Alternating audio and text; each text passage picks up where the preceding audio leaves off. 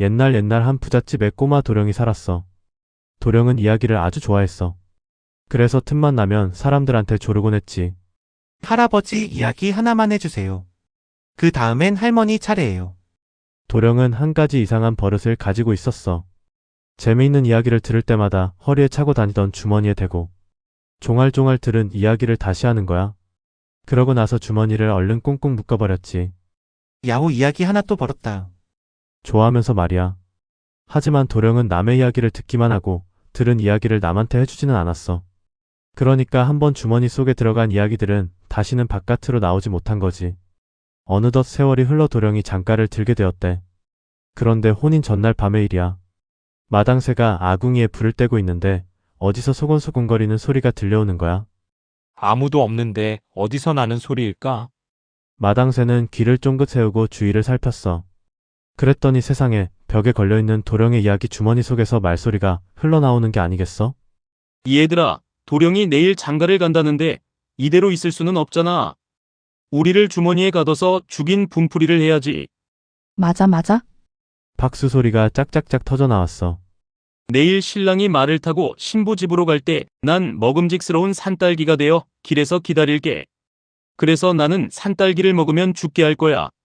다른 이야기 귀신이 말을 받았어. 만약 네가 실패하면 나는 맑은 옹달샘이 되어 기다릴게. 나를 한 모금이라도 마시면 죽을 거야. 또 다른 이야기 귀신이 말했어. 만약 너도 실패하면 이번엔 내 차례야. 신랑이 신부 집에 도착하면 말에서 내려 집단을 밟잖아. 나는 독침이 되어 집단 속에서 기다리다가 신랑의 발을 콕 찔러버릴 거야. 그런데도 도령이 살아난다면? 그땐 우리 모두 실뱀이 되어 비단 이불 속에서 기다리는 거지. 마당새는 온몸에 소름이 오싹 끼쳤어. 큰일 났네. 이 일을 어쩌지?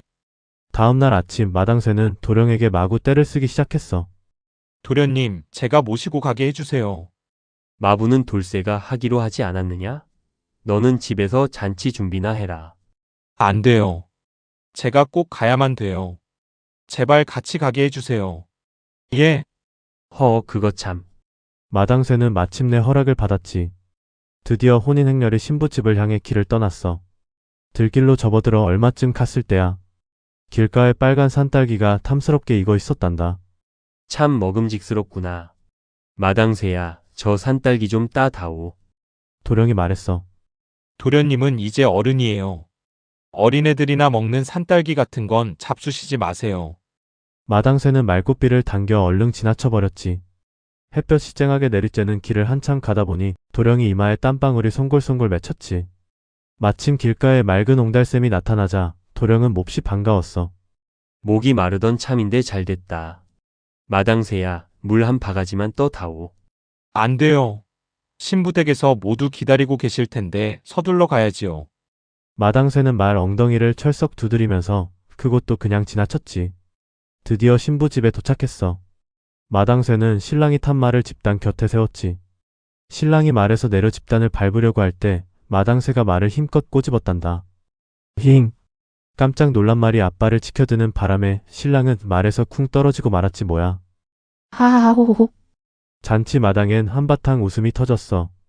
도령은 창피해서 얼굴이 빨개졌단다. 마당새 녀석. 하루 종일 나를 골탕 먹이는구나.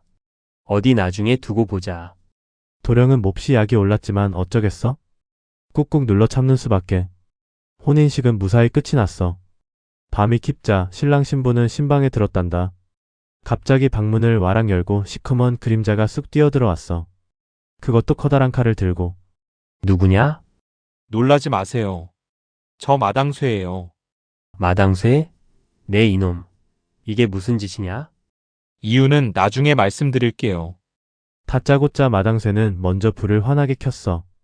그리고 비단 이불을 확 쳐쳤지. 그랬더니 실뱀이 우글우글. 뱀을 모두 없앤 마당새는 신랑에게 지금까지 있었던 일들을 차근차근 설명했어. 사실을 알게 된 신랑은 몹시 고마워했지. 놀란 신부도 마당새에게 고맙다는 인사를 했어. 신랑은 마당새의 종문서를 없애주고 좋은 집에 논밭까지 상으로 주었지. 그리고 주머니 속에 갇힌 이야기들을 풀어주었어. 신이 난 이야기들은 멀리 훨훨 날아갔단다. 그 뒤로 신랑은 여전히 이야기를 좋아했어. 하지만 예전처럼 이야기를 주머니 속에 가두지는 않았대. 다른 사람들에게 더 재미있게 더 만나게 꼭꼭 들려주었단다. 이야기가 갑갑해서 귀신이 되지 않도록 말이야. 너도 이야기를 다른 사람한테 꼭 해줘야 해. 이야기들은 돌아다녀야 살 수 있다는 말도 빼먹지 말고. 알았지?